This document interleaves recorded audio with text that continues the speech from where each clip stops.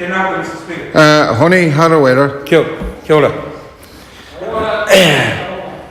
Mr. Speaker, I'm happy to report that a great majority of the submissions to the Auckland Governance Legislation Select Committee took the same view as the Māori Party in acknowledging the importance of mana whenua and local government and ensuring that tangata whenua have an equitable say in the decisions that affect them through treaty-based representation on local bodies. And I'm also happy to say that the Māori Party is proud to return the support of the people of Auckland for the Māori seats by standing alongside them and opposing any sale of council assets.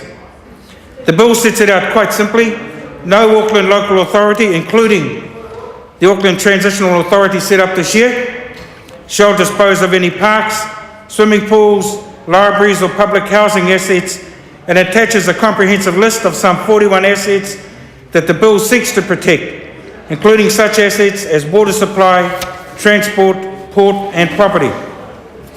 Mr. Speaker, during the Auckland Governance Committee hearings, Māori submitters spoke with one voice about the need to involve tribal representatives in overseeing kaitiakitanga responsibilities, guardianship roles over their respective taonga. We are all aware of the concerns that Māori have consistently raised about the failure of local government to address their treaty responsibilities, and we would hope that in restricting the sale of Auckland local body assets, local government can also get to grips with what we mean by concepts like rangatiratanga, kaitiakitanga and manakitanga, and figures out how to honour the rights and responsibilities mana whenua.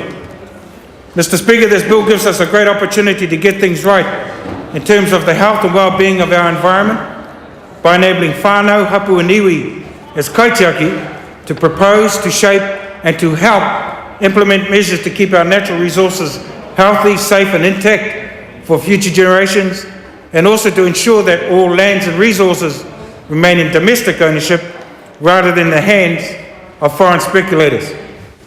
Mr. Speaker, let me also take this opportunity to speak to associated issues in respect to this bill, and in particular the level of Māori representation which the Māori Party is championing for the Auckland Council. Now, Mr. Speaker, I understand that there are doubts about the level of democratic participation in the process by which mana whenua seats might be elected in Auckland, but I'd also like to think that in the interests of enabling Māori living in Tāmaki Makaurau to participate freely and openly in a process to elect councillors to the Māori seats, we will find a process that enables those doubts to be set aside. The principle of mana whenua is an important aspect of our society, and one I am pleased to say is universally supported by all parties in this Parliament, including ACT. From that point, I would hope that enabling mana whenua becomes the important issue rather than discounting the process by which it is achieved. Māori do not participate in local government elections. That's a simple truth. Indeed, in 150 years of the Auckland City, there have only been 8 Māori councillors. The question is, do we allow that sad record to continue in a city which is the centre of the greatest Māori population in the world? And the answer, of course, is no, we shouldn't.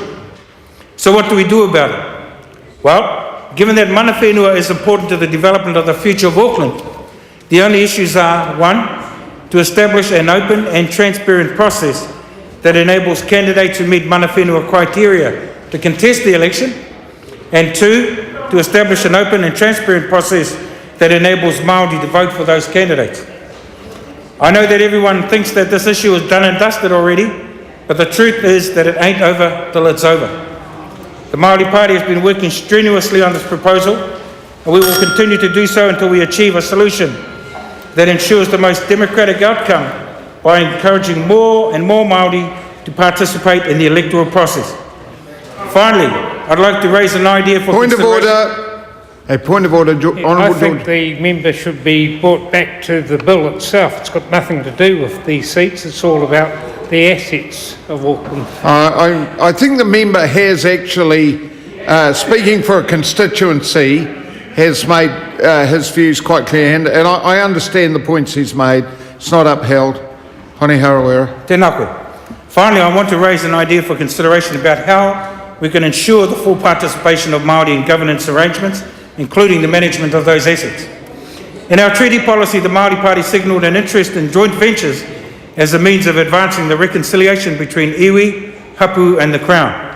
In a similar fashion, we see public partnerships with collectives of Hapu Iwi as an excellent way of ensuring the protection of local body assets for the whole of the population of Auckland, and in a way consistent with Te Tiriti o Waitangi.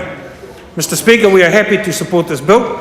We look forward to Mr. Twyford taking steps to ensure that local government acknowledges the authority of mana whenua as the bill goes, if it goes any further through the House. Kia ora tātou. Mr. Speaker.